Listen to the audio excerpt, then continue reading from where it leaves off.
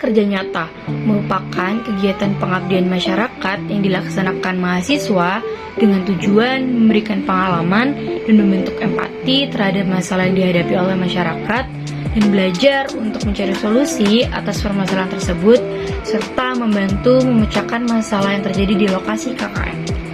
Kami merupakan mahasiswa Universitas Diponegoro yang berasal dari berbeda jurusan, berbeda fakultas, berbeda latar belakang, berbeda daerah, yang bersatu untuk melaksanakan KKN Tim 1 Undip 2022-2023. Di kegiatan KKN ini, kami ditempatkan di Desa Brayo, Kecamatan Wonotunggal, Kabupaten Batang. Desa Brayo merupakan salah satu desa dari 15 desa yang berada di Kecamatan Wonotunggal, yang berbatasan langsung dengan Desa Siwatu, Kreo, Wates, Brokoh, Wonotunggal, Kemligi, dan Sigayang. Desa Brayo memiliki luas wilayah sebesar 148 hektar dengan jumlah penduduk 1.537 jiwa, dengan mayoritas penduduk memiliki mata pencarian sebagai petani. Desa Brayo dibagi menjadi 2 dukuh, 3 RW, dan 6 RT. Permasalahan desa. Permasalahan yang ada didasarkan oleh potensi yang belum dimaksimalkan, kekurangan yang tidak diatasi, peluang yang kurang dimanfaatkan, dan ancaman yang tidak diantisipasi. Kelurahan Brayo memiliki beberapa permasalahan, diantaranya masalah stunting, pembuangan sampah sembarangan, kesehatan, keselamatan kerja, kenakalan remaja, permasalahan air bersih, kurangnya lampu penerangan jalan, dan lain-lain. Masalah yang dihadapi berbeda antara rukun warga dan tergantung dari masyarakat setempat. Kesehatan lingkungan hidup menjadi suatu masalah yang besar, namun masih kurangnya kesadaran masyarakat mengenai kualitas hidup. Kelurahan Brayo masih belum adanya tempat pembuangan sampah sementara, sehingga masyarakat membuang sampah di halaman yang dekat dengan pemukiman ataupun di halaman sendiri. Di beberapa titik masih terdapat tempat pembakaran sampah di pemukiman yang cukup padat dan penguburan sampah di pinggir kali. Hal seperti ini dapat menyebabkan masalah baru seperti kesehatan pernafasan, polusi udara, kurangnya kualitas air bersih, dan lain-lain, yang mengakibatkan kurangnya kualitas hidup dari masyarakat Brayo. Selain itu, sampah-sampah yang ada dapat diolah dan dimanfaatkan kembali oleh masyarakat. Karena mayoritas masyarakat merupakan petani, sampah seperti sampah organik dapat dimanfaatkan kembali menjadi kompos, sehingga sampah yang awalnya tidak memiliki nilai dapat memiliki nilai. Maka dari itu, perlu adanya penanganan secepatnya sebelum permasalahan baru timbul. Dalam aspek kesehatan, Desa Brayo masih memiliki berbagai permasalahan kesehatan, diantaranya stunting, DBD, dan buang air besar sembarangan atau BABS. Di Desa Brayo ditemukan 6 anak yang memiliki tubuh pendek atau stunting. Hal ini tentunya perlu menjadi perhatian semua kalangan, tidak hanya dari petugas kesehatan saja, akan tetapi perlu kontribusi masyarakat untuk menuntaskan angka stunting ini. Selain itu, angka DBD di Desa Brayo juga masih tinggi. Faktor resiko yang memicu penyakit tersebut adalah kebersihan lingkungan. Hal ini dikarenakan kurangnya pengetahuan dan kesadaran masyarakat terkait pencegahan penyakit DBD yang masih kurang.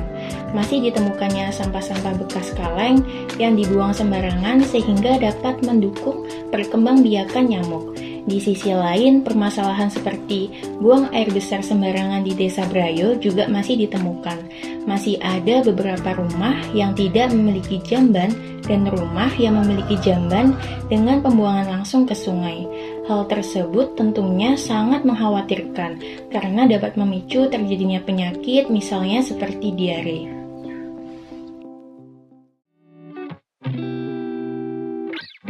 Kelurahan Brayo memiliki tanah yang subur. Maka dari itu, mayoritas masyarakat Desa Brayo memiliki mata pencaharian di sektor pertanian, baik sebagai buruh tani maupun sebagai pemilik ladang pertanian. Komoditas utama pada Desa Brayo ini merupakan padi dan jagung. Sekitar 70% tanah di Desa Brayo merupakan pertanian sehingga bahan pangan di desa ini cukup menjanjikan. Hasil pertanian ini umumnya akan dijual oleh masing-masing petani ke pasar ataupun dijual ke distributor, dan tidak lupa juga hasil pertanian ini dapat digunakan untuk kehidupan sehari-hari oleh masyarakat. Karena banyaknya petani di Desa Brayo, pemerintah Desa Brayo bersama BUMDes menjalankan usaha tempat penggilingan padi atau sering disebut rice mill. Rice mill ini dapat digunakan oleh para petani Desa Brayo dengan hanya membayar jasa dan biaya perawatan, sehingga para petani tidak perlu repot-repot untuk menggiling padi hasil tani. Sumber air merupakan sumber daya kehidupan sehari-hari. Kita dapat hidup tanpa cinta, namun tidak tanpa air. Manusia, tumbuhan, dan hewan semua memiliki keterbutuhan dengan air. Setiap makhluk hidup membutuhkan air untuk dikonsumsi maupun digunakan. Di Desa Brayo terdapat sumber mata air kecil yang mana air tanah keluar dari permukaan. Sumber mata air ini biasa disebut oleh masyarakat Desa Brayo sebagai belik atau umbul cilik. Belik ini sudah ada dari zaman leluhur dan akhirnya dibuatkan tempat penampungan berupa kolam supaya air tersebut dapat digunakan untuk kebutuhan sehari-hari. Seiring berjalannya waktu, belik itu dikembangkan dengan pemasangan pompa supaya air dari belik tersebut dapat langsung digunakan oleh masyarakat setempat.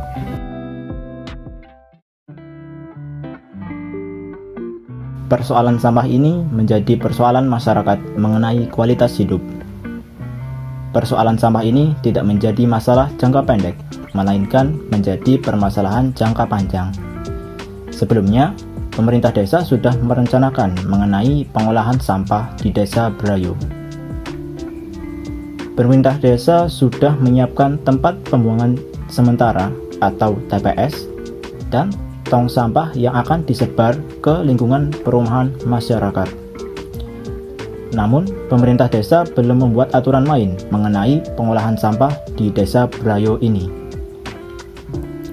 Masyarakat Desa Brayo pun juga masih memiliki kesadaran dan pemahaman yang kurang mengenai pemilahan sampah dan kegunaan dari program ini. Oleh karena itu, tim KKN Undip melaksanakan kegiatan sosialisasi mengenai sampah supaya masyarakat memiliki pemahaman yang cukup mengenai pemilahan sampah. Selain itu, tim KKN Undip juga membantu membuatkan guidebook yang nantinya dapat digunakan sebagai acuan dalam pengolahan sampah baik dari pengumpulan ke TPS hingga sampah itu diolah ataupun disalurkan ke TPA. Tim KKN Undip juga bekerjasama dengan Dinas Lingkungan Hidup atau DLH Kabupaten Batang mengenai pengangkutan sampah dari TPS ke TPA. Tim KKN Undip juga melaksanakan kegiatan pelatihan budidaya maggot sebagai salah satu bentuk pengelolaan sampah organik kepada masyarakat dengan mengundang narasumber pelaksana budidaya maggot. Harapannya, masyarakat dapat mengimplementasikan ilmu yang diberikan mengenai budidaya maggot ini. Selain permasalahan sampah, pernikahan dini juga menjadi masalah yang tidak terlalu dirasakan dalam jangka pendek, namun akan sangat berdampak dalam jangka panjang.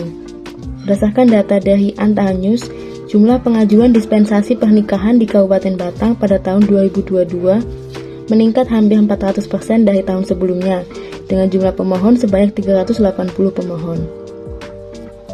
Pernikahan dini menjadi lingkaran yang tidak akan ada habisnya, karena pernikahan dini dapat menyebabkan perceraian akibat kurangnya kesiapan dari pengantin. Hal ini juga memicu terjadinya perceraian yang dapat mengakibatkan anak dari hasil perceraian untuk melakukan pernikahan dini dikarenakan salahnya pergaulan dan kurangnya pengawasan dari orang tua. Selain masalah sosial, pernikahan dini juga berdampak buruk dari segi kesehatan. Pasalnya, tingkat keselamatan ibu dan anak saat melahirkan sangat kecil apabila usianya belum matang. Hal ini dapat disebabkan karena faktor fisik seperti kurangnya lebar pinggul, alat reproduksi yang belum siap, dan lain-lain. Maka dari itu, tim 1 KKN Undip bekerjasama dengan pemerintah desa untuk melakukan edukasi kepada masyarakat mengenai pernikahan dini. Tim 1 KKN Undip juga bekerjasama dengan KUA, Puskesmas, dan dosen Undip selaku akademisi untuk menjadi narasumber pada acara edukasi tersebut, sehingga masyarakat dapat memiliki pemahaman yang menyeluruh dari segi keagamaan, kesehatan, dan pendidikan tentang dampak dari adanya pernikahan dini. Bagaimana pendapat Bapak mengenai program sampah yang di KKN Sultan? Alhamdulillah bagus program sampah yang KKN laksanakan di Desa Merayu. Alhamdulillah sudah terpenuhi dan itu tepat dengan keinginan masyarakat. Lalu yang kedua, program tersebut apakah sudah tepat sasaran? Alhamdulillah, mudah-mudahan apa yang dilaksanakan KKN sebenarnya sudah mendekati tepat. Lalu yang ketiga, adakah saran atau kritik dari Bapak mengenai program sampah tersebut? Saran saya, jangan hanya di Desa Merayu, kalau bisa semua desa-desa yang ada di Tunggal itu biar sampah itu biar bisa dimanfaatkan, limbahnya kemudian Wonotunggal bersih dari sampah. Pendapat saya tentang edukasi pernikahan dini itu sangat bagus karena melihat keadaan di Desa Merayu sendiri banyak yang melakukan pernikahan dini.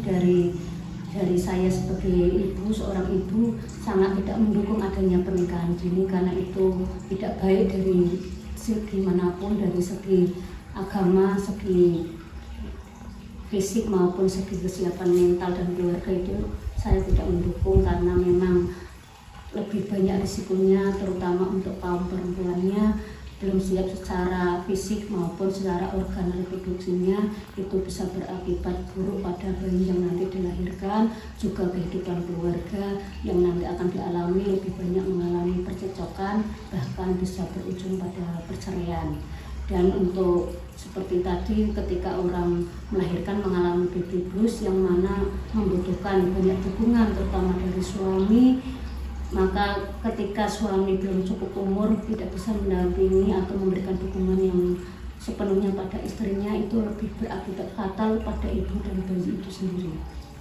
Untuk program edukasi yang kemarin sudah dilaksanakan, saya sangat mendukung untuk program tersebut, dan juga untuk kedepannya semoga yang kemarin hadir bisa mengambil manfaat ataupun hikmah pada edukasi kemarin, karena memang banyak sekali ilmu yang sudah kami dapatkan pada program tersebut. Kami sangat-sangat mendukung dan terima kasih pada KKN yang telah menyelenggarakan program tersebut. Untuk kritik dan sarannya, saya mohon untuk kedepannya bila ada acara seperti ini lagi, ada kesempatan untuk lebih pada tepat sasaran sesuai yang ditargetkan.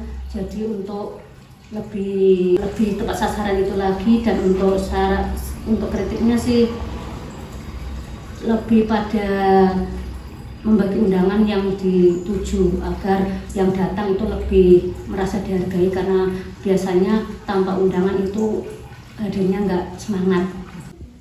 Mbak iya sing